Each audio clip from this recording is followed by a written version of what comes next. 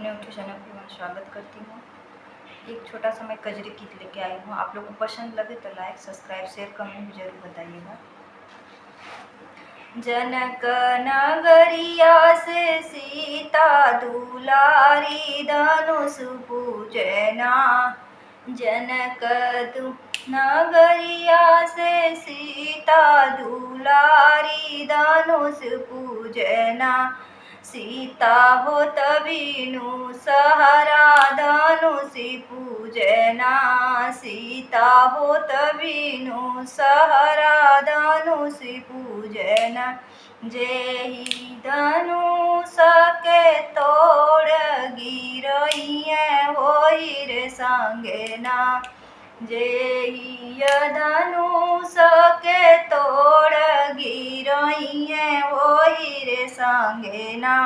सीता रची है बियाह होई रे संगेना।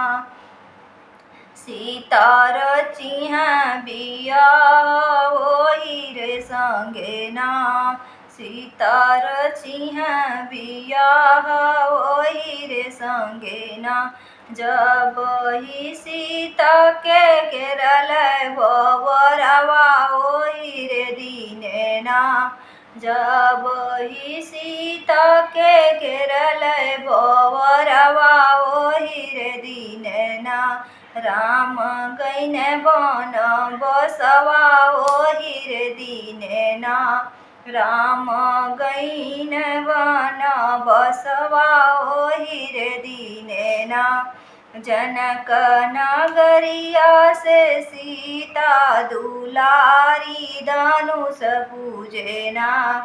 जनक नगरिया से सीता दुलारी धनुष पूजना।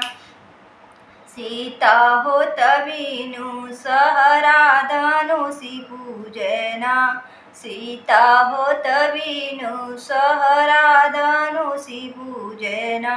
जब ही सीता धरती समयनी वही रे दीनेना। जब ही सीता धरती समयनी वही रे दीनेना। राम भईन बयरगिया ओहि रे दीनेना। राम भईन बयरगिया ओहि रे दीनेना। जनक नगरिया के सीता दुलारी धनुष पूजना। जनक नगरिया के सीता दुलारी धनुष पूजना। सीता होत बीनु सहरा धनुष पूजना।